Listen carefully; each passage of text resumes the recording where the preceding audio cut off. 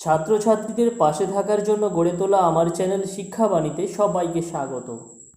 2021-এর নতুন model activity task September মাসের। আজকের বিষয় হচ্ছে আমাদের ষষ্ঠ শ্রেণীর গণিত। তাহলে এখানে যে নতুন সংযোজন যেটা রয়েছে, আমরা আগের ভিডিওতে বলেছি যে এখানে নাম্বার বিভাজন একটা দেওয়া থাকছে, অর্থাৎ প্রত্যেকটা দাগের নাম্বার দেওয়া থাকছে, সেই নাম্বার অনুপাতে আমাদের উত্তরগুলো লিখতে হবে। দেখো, একের দাগে রয়েছে 1/4 অংশ ডিম নষ্ট হলে ডিম নষ্ট হয়েছে শতকরা কত ভাগ, অর্থাৎ যদি 1/4 অংশ ডিম নষ্ট হয়ে যায় তাহলে কতটা নষ্ট হয়েছে, এটা আমাদের শতকরাতে প্রকাশ করতে হবে। তাহলে আমরা যদি লিখি 1/4, যেহেতু শতকরা বলেছে তাহলে 100 করতে হবে। তাহলে 4কে 100 দিয়ে ভাগ করলে 25, তাহলে আমরা কত পেয়ে যাব, 25%। তাহলে একের দাগের উত্তর হবে এ। 2 কি রয়েছে দেখো, 500 গ্রাম। 500 গ্রাম সমান কত, এখানে যে অপশানগুলো দেওয়া রয়েছে তাদের মধ্যে কোনটা হবে সেটা আমাদের করতে হবে। যেহেতু কিগ্রা রয়েছে প্রত্যেকটাতে, লক্ষ্য করতে হবে, দেখো প্রত্যেকটাতে কিগ্রা রয়েছে, তাহলে গ্রাম আছে এখানে গ্রাম, কিন্তু ইউনিটটা প্রকাশ করতে হবে কিগ্রাতে। তাহলে আমরা কি করব, আমরা কি জানি 1 গ্রাম সমান কত কিগ্রা। তাহলে আমরা যেহেতু জানি যে সূত্র অনুযায়ী কিগ্রা থেকে গ্রামে যেতে হলে এদিকে গুণ করতে হয়, গ্রাম থেকে যদি কিগ্রাতে আসি তাহলে আমাদের ভাগ করতে হবে। তাহলে আমরা 1000কে 500 দিয়ে ভাগ করব, এখানে দশমিক দিয়ে আমরা শূন্য বসাবো, 5-এ 5000 হবে, ভাগ কেটে যাবে, তাহলে এটা 0.5 হবে। 0.5 গ্রাম হচ্ছে সঠিক উত্তর। তাহলে 0.5 কিগ্রা হয়ে গেল 500 গ্রাম সমান। পরের দাগের কোয়েশ্চেন আমরা চলে আসবো 3। এখানে কি রয়েছে, প্রত্যেকটা যে সংখ্যা রয়েছে সেই সংখ্যাগুলোর মানের ঊর্ধ্বক্রমে সাজাতে হবে। ঊর্ধ্বক্রম মানে আমরা কি জানি, ছোট থেকে বড়।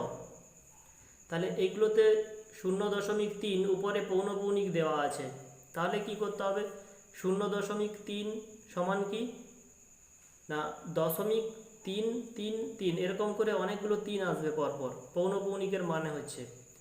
এখানে আবার 0.16 বলতে এর উপরে পৌনঃপুনিক দেওয়া আছে, এরকম করে তাহলে 6 অনেকগুলো আসবে, এভাবে চলতে থাকে প্রত্যেকটাই। 0.1 ক্ষেত্রেও দেওয়া হয়েছে 1-এর উপরে, তাহলে 1 অনেকগুলো আসবে, এগুলো পৌনঃপুনিকের মানে। তাহলে এখানে আমাদের ছোট থেকে বড় সাজাতে বলেছে, তাহলে আমাদের কোনটা হবে, এইটা দেখো, প্রথমে আমরা যদি এটাকে সাজাই তাহলে এরপরে আসবে এটা, তারপরে এটা, ছোট থেকে বড় এভাবেই আসছে, তাহলে এইটা হয়ে যাবে সঠিক উত্তর। 3-এর দাগের 2। পরের কোয়েশ্চেন রয়েছে 4-এর 3, 15 ও 1, 15 এর কি হবে, 3 আর 5 আর 1 আর 15, এটা হবে গসাগু সমান এবং লসাগু সমান।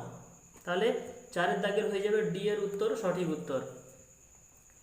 পরের দাগে দেখব আমরা 2 কি বলেছে, একটি নিরেট চোঙের বক্রতল এবং সমতলের সংখ্যা কত, তাহলে এটা হয়ে যাবে 1, 2। একটি নিরেট শঙ্কুর বক্রতল এবং সমতলের সংখ্যা যথাক্রমে কোনটা হবে, এখানে হয়ে যাবে 1 আর 1 সংখ্যা। বক্রাকার ভূমিযুক্ত প্রিজমের ধার সংখ্যা এবং তল সংখ্যা যথাক্রমে, তাহলে বক্রাকার ভূমিযুক্ত প্রিজম, তাহলে এর কত হবে, এর ধার সংখ্যা 12 আর তল সংখ্যা হবে 6, তাহলে এখান থেকে এটা অপশান হবে। বক্রাকার ভূমিযুক্ত পিরামিডের ভার সংখ্যা কত হবে, 8 হবে, তল সংখ্যা হবে 5, তাহলে এখান থেকে এটা অপশান হবে। তাহলে এইগুলো হয়ে গেল এটার উত্তর। 3-এর দাগে আমরা চলে আসি, এখানে কি দেওয়া আছে যে চিত্র এ, চিত্র বি, চিত্র সি, এই যে বিন্দুগুলো দিয়ে করা আছে, তাহলে এটা আমাদের সমরেখ বিন্দু টাইপের হবে, 3টে রেখা, 3টে বিন্দু একটা সরলরেখার উপর রয়েছে। বাকি এটা হবে সমবিন্দু হবে, এটা আলাদা আলাদাভাবে রয়েছে। তাহলে এর পরের যে কোয়েশ্চেনের সেটা দেখতে হবে। এই দেখো, এইটা মিলাতে বলেছে, নিচের শব্দগুলির উপরের কোন চিত্রগুলির সঙ্গে মিলেছে সেটা দেখাতে হবে। তাহলে আমরা আগে বলেছিলাম যে কোন ছবিটা কোনটাতে মিলছে না, সমরেখ বিন্দুটা মিলেছিল 2 নম্বর চিত্রটির সঙ্গে অসমরেখ বিন্দুটা মিলেছিল, মানে যেখানে সেখানে ছড়িয়ে ছিটিয়ে ছিল। অসমরেখ চিত্র এতে ছিল আলাদা আলাদা 3টে বিন্দু ছিল, আর সমরেখ বিন্দু বলেছিলাম যে চিত্র এ। আরেকবার দেখিয়ে দিচ্ছি সমবিন্দু, দেখে নাও চিত্রগুলো। এইটা এদিক ওদিক ছড়িয়ে আছে, তাই এটা অসমরেখ বিন্দু, এটা সমরেখ বিন্দু, আর এটা হচ্ছে সমবিন্দু। একটা সরলরেখার একটা বিন্দুর উপর দিয়ে সবগুলো সরলরেখা গেছে। তাহলে এটা আমাদের হয়ে গেল 3 দাগের 1। 3 দাগের 2 কি রয়েছে?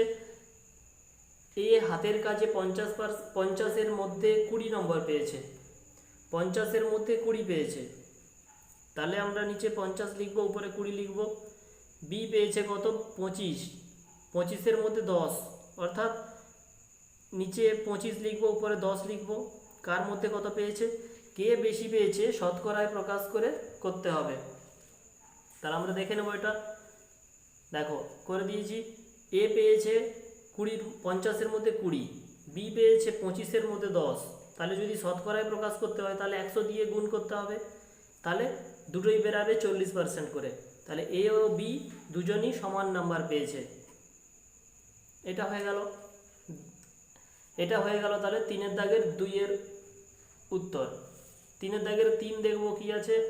একটি সমবাহু ত্রিভুজের পরিসীমা 14.4 সেমি হলে ত্রিভুজটির একটি বাহুর দৈর্ঘ্য দশমিক সংখ্যায় লেখো। তাহলে কি বলেছে? সমবাহু ত্রিভুজের পরিসীমা, যে ত্রিভুজের 3টি বাহু সমান তার পরিসীমা বের করতে বলেছে। তাহলে একটি বাহুর বের করতে হলে কি করতে হবে? 3 দিয়ে ভাগ করতে হবে। তাহলে একটি বাহুর দৈর্ঘ্য সমান 14.4-এর সঙ্গে আমরা 3 দিয়ে ভাগ করব। দিলে ভাগটা কি হবে? ভাগের নিয়ম, এইখান থেকে দশমিকটা তুলতে হলে কি করব? এই 10 একটা নিচে বসিয়ে দেবো, 3-এর সঙ্গে 10 একটা গুণ করে দেবো, তাহলে এই দশমিকটা উঠে যাবে। তাহলে এটার সঙ্গে এটা কাটাকাটি করলে 48 হবে। 48-এর 10 সমান 4.8 সেমি। তাহলে একটি বাহুর দৈর্ঘ্য হবে 4.8 সেমি। এরপরে কি রয়েছে দেখো, 4 দাগের 1, যে সংখ্যা রেখার সাহায্যে বিয়োগফল নির্ণয় করো। সংখ্যা রেখার সাহায্যে বিয়োগফল, এই যে দেখো এটা আমি করে দিয়েছি। প্রথমে +5 তার সঙ্গে -5।